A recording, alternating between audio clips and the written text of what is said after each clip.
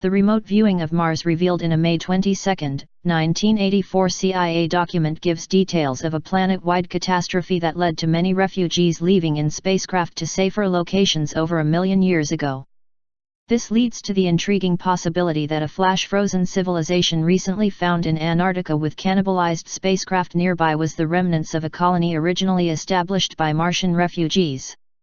Such a scenario is consistent with the claims of secret space program whistleblower Corey Goode, who says that extraterrestrial refugees have been finding sanctuary on Earth for at least 500,000 years, and that preparations are currently underway to officially disclose excavations of a flash-frozen Antarctica civilization. Back in March 28, 2016, Goode described various insider sources that had told him about the influx of refugees from other planets during Earth's history. And it seems that more recent information that I've gotten is telling us that the Earth received refugees, at different points in history, from a couple of different planets, at least, in our solar system where the planets failed and inhabitants left and came to Earth as refugees. Goode said that Mars was one of the planets from which the refugees originated. The Martians were highly advanced technologically with anti-gravity spacecraft. They engaged in aggressive warfare that led to planetary catastrophe and refugees leaving for Earth. Goode relates what he was told by inhabitants of the inner Earth. And the people in the Inner Earth Council stated that the different inhabitants of the planets in our solar system were extremely advanced technologically and extremely aggressive, and that they destroyed their civilizations and had to be relocated here as refugees by other ET races that came in. According to Goode, Mars in particular was hit by a series of environmental catastrophes that were related to devastating wars with the inhabitants of a nearby super-Earth, around which both Mars and our current Moon orbited up to 500,000 years ago. The super-Earth orbited the Sun in the area of the asteroid belt as it exists today between Mars and Jupiter. Mars at the time had abundant water and oxygen-rich atmosphere to host a large population on its surface. The existence of abundant water and oxygen on Mars in its distant past has been recently corroborated by scientists. The events that led to the super-Earth's destruction also wiped out much of the surface population on Mars, and removed the bulk of its atmosphere according to what Goode read on smart glass pads, which he had access to during his 20-year secret space program service. It was postulated that Mars was most likely a moon of that super-Earth, and that it was damaged heavily on one side by massive impacts. And that most likely also stripped away its main atmosphere at the time, and it never recovered. The force of the super-Earth's destruction propelled Mars into its present planetary orbit. So was there a super-Earth that was destroyed in a titanic battle, which resulted in one of its moons being sent into Earth orbit, and another being sent into its present orbit as the planet Mars?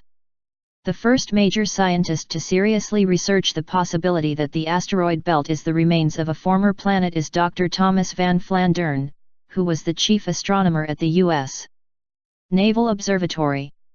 He wrote several academic papers on what he described as the exploded planet hypothesis, which suggested that the main asteroid belt in our solar system arose from the destruction of a large planet around which Mars once orbited. Putting all this evidence together, we have strong hints for two original planets near what is now the main asteroid belt, hypothetical Planet V and Planet K. These were probably gas giant planets with moons of significant size, such as Mars, before they exploded.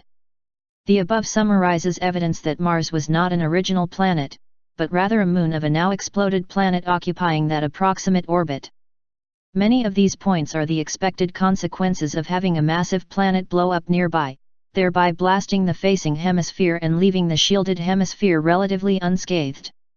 Especially significant in this regard is the fact that half of Mars is saturated with craters, and half is only sparsely cratered.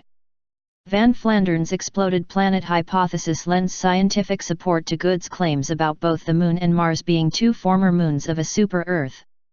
The CIA's remote viewers' claims of the history of Mars is therefore supported to varying extents by both Goode and Van Flandern's information. The remote viewer, as discussed in Part 1, described a planet with violent storms and volcanic activity that was very green. This certainly sounds like Earth, which at the time was likely the only planet in our solar system that would fit such a description. This leads to the question of whether the escaping Martians established colonies on Earth, at least one of which was in Antarctica. In the remote viewer's description of Mars, he described them as very tall and thin, and also possessing spacecraft used to transport refugees to the safe location Earth. This is consistent with what Good claims to have encountered when he was taken to Antarctica in early January 2017 to see firsthand what was being secretly excavated. In a January 24 private briefing, Good confirmed his earlier reports about a pre-Adamite civilization found flash-frozen in Antarctica which was very tall and thin.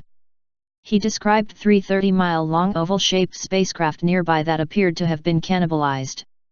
Such large ships would have been ideal space arks carrying many thousands of fleeing Martians as described by the remote viewer.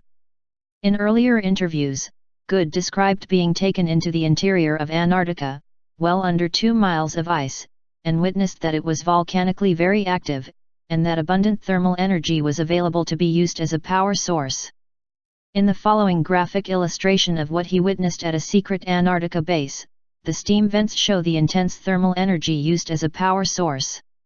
Good's description of continued volcanic activity in Antarctica is supported by abundant scientific evidence. For example, on February 19, an NPR report discussed NASA scientists conducting experiments around Mount Erebus due to flowing lava under its icy exterior, which they believe is similar to what is likely to be encountered by NASA probes on the moons of Jupiter and Saturn. Also, a second volcano was discovered under half a mile of Antarctic ice which is also still active and can erupt at any time. Good's accounts of what he witnessed in Antarctica during separate visits is consistent with the scenario described by the CIA's remote viewer.